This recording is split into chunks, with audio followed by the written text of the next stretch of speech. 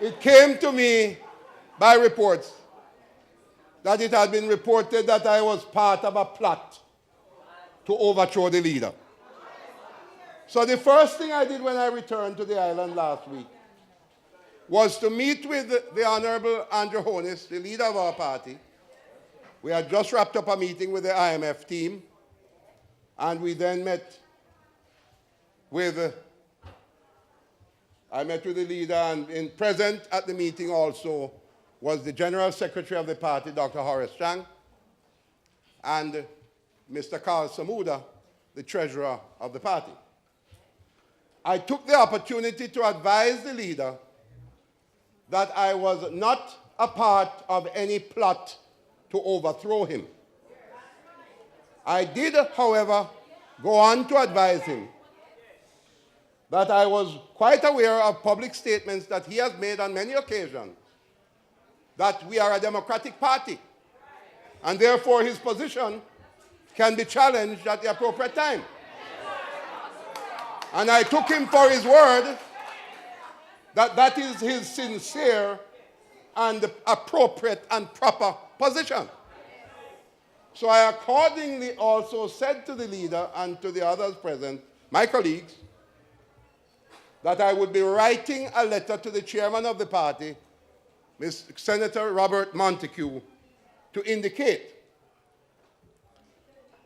that after a lot of introspection and a lot of calls for me to consider leadership of the party, that I would be writing to the chairman to indicate to him that over the next few weeks, I will be carrying out a consultation with delegates across the island with an intention to make a final decision thereafter. A big man business this, so we must operate.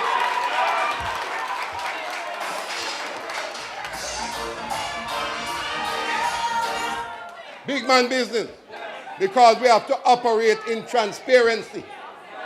And that is why I'm telling you in front of the public eye. In front of the public eye, I am telling you exactly how the thing goes.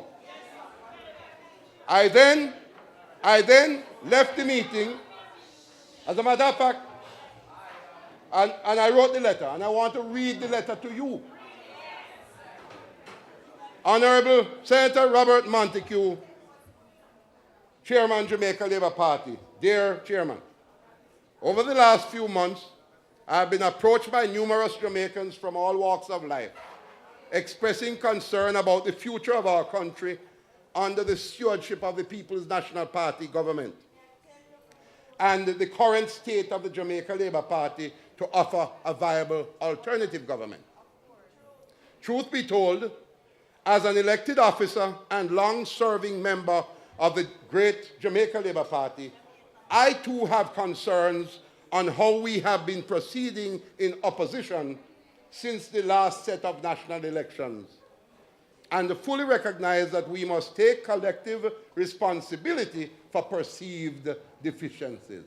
Unfulfilled expectations our limited electoral success over the last 25 years has had on our supporters.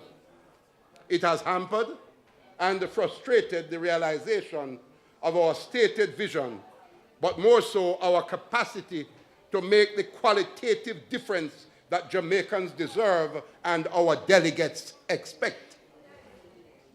It is my view that we have an opportunity now, 3 years before national elections are constitutionally due, to engage in a period of re-evaluation and recalibration of the way forward, giving our party delegates the opportunity to lend their voices to how they would like to see their party proceed. Indeed, our party's founders in their wisdom have articulated a critical role to this end, which is outlined adequately in the party constitution. I have served the party for the greater part of my adult life. Of those 26 years that I've been in this party, as Member of Parliament, I served for 20 years. This year is my 20th year. And next time you see me in a yard, say, Audley Shaw, MP, CD, Commander of the Order of Distinction. All right? I served as General Secretary in 1998, and I've been Deputy Leader of the Jamaica Labour Party since 1999 in a democratically held election with my good friend and brother Colonel Charles.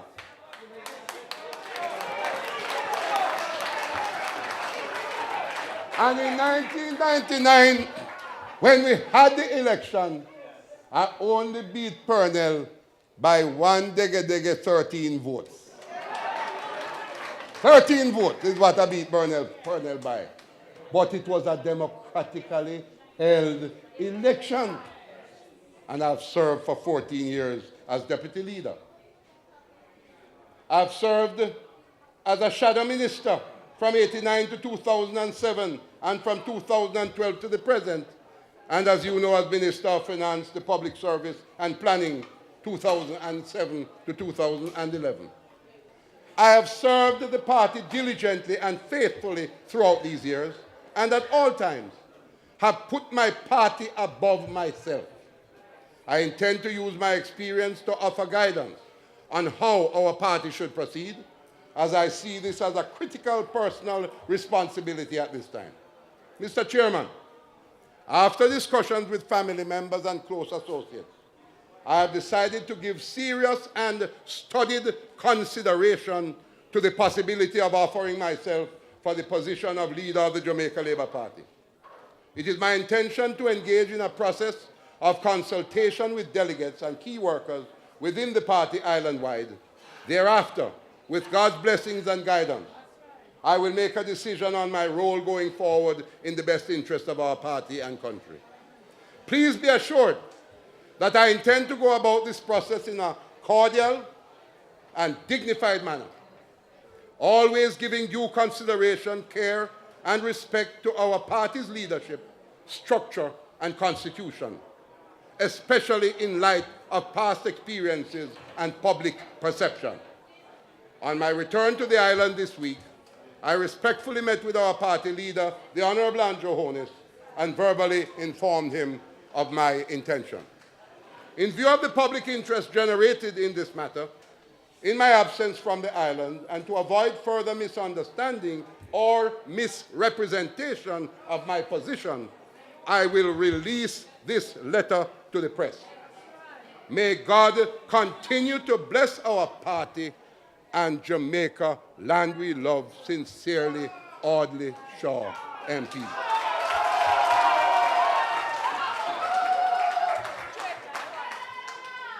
Now, I want to indicate to Area Council that I have today received a response from the chairman of the party to my letter. And the chairman, in his letter, has indicated to me that the party takes note of my intentions to have that consultation, that they do not have a problem with that consultation. And what the chairman has asked me to do, however, because I had indicated to him verbally at a meeting that I had with him in Mandeville on Wednesday night, that it would be taking about 4 weeks for the consultation. He has asked me to seek to compress the consultation to a period of 2 to 3 weeks, so that if my decision should be that I will be contesting, then the party will naturally need as much time as possible to make the appropriate arrangement. I think that's a very reasonable position taken by the chairman of the party. Ladies and gentlemen, I'm at a crossroads in my own political life. As I mentioned to you, I've spent 26 years serving Jamaica and serving the Jamaica Labour Party. Of that 26 years, 18 years as a shadow minister. And for the past year and a half, another. So add that, almost 20 years as a shadow minister. and 4 years as a minister of government. I'm at a crossroads. I'm not unaware of the problems and difficulties that we face. I want to first of all say that regardless of what my decision will be in a few weeks' time, I'm indicating to you as chairman of the Area Council that I will not be seeking re-election as deputy leader of the Jamaica Labour Party.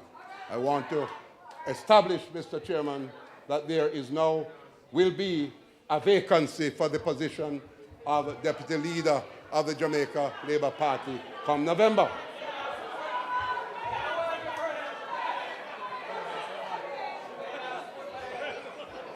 Sure, you're welcome.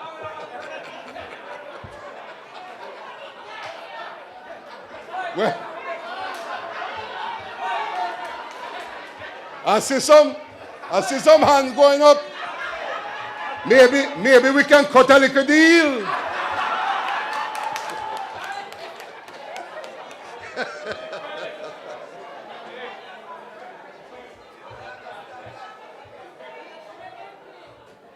I want to say most sincerely, my brothers and sisters, and I want my colleagues at the platform, I want you to listen keenly to me because I give you the assurance I won't be long. I won't be long. Because I've come a long way. And I want to say that I come to my present position with no malice in my heart. None whatsoever. But I truly believe that we must not be afraid to build and to nurture democracy in the Jamaica Labour Party.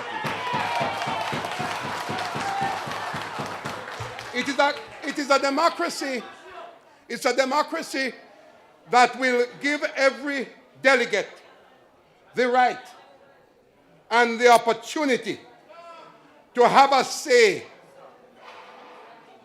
in who leads them and the vision that guides that leadership. I have come to this decision after much soul searching and personal introspection.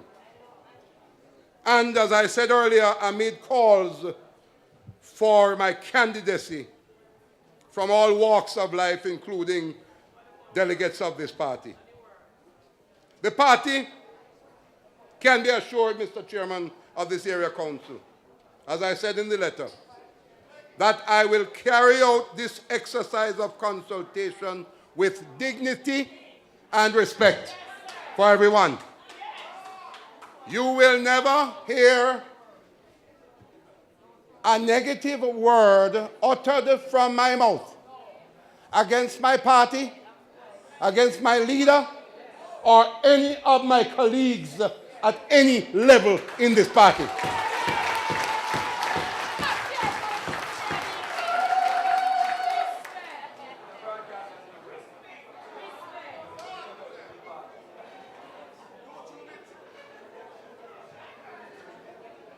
Equally, if I declare my candidacy, the same principles, Mr. Chairman, will hold true. I believe that if we want to become government again, we have to change our way of doing things.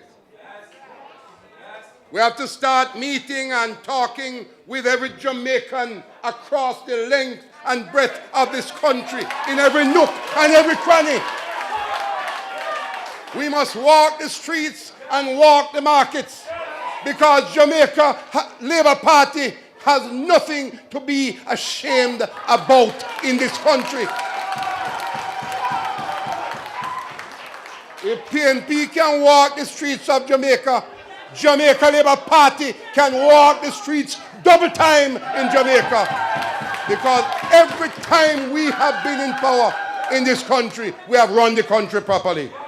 We can be proud of that. We have to inspire the people of Jamaica and give them hope that there is a better way. There's a better way to manage our way in order to get and to secure a better life for our people.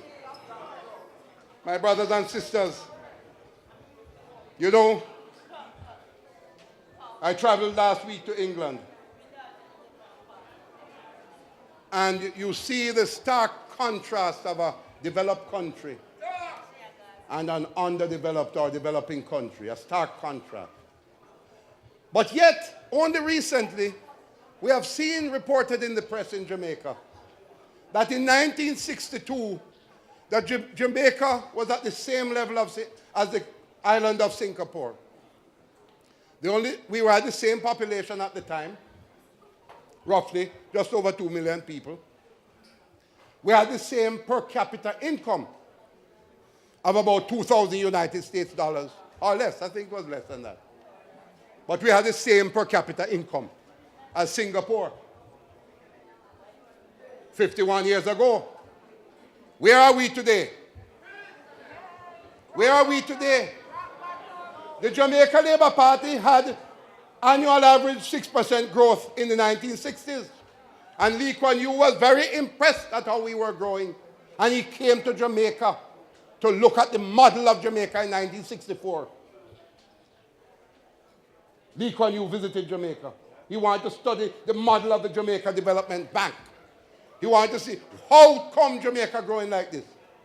Then the 70s came with Manley and the Wrecking Crew. Mash up the country. The 80s came with Siaga. I was involved in the investment promotion program where we went out with missionary zeal, brought investments to Jamaica from all over the world, and the economy started to grow by 6% again. Then the Wrecking Crew came back in 1989. And for 18 long, punishing years, they wrecked the economy. The financial sector collapsed. They don't even want to see the report of the Commission of Inquiry. They don't want that report to see the light of day. Right now, Labour Party came back in. And in the middle of the worst global crisis we have seen in 80 years, Manayard kept the dollar stable for over 2 years.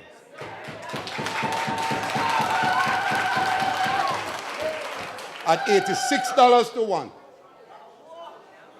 Interest rates went down to single digits. Man can borrow money to buy a taxi now. Man can borrow money to buy a house. Interest rates went down and growth returned to the economy. The last time the economy grew was when we were in power. It grew by 1.3% in 2011.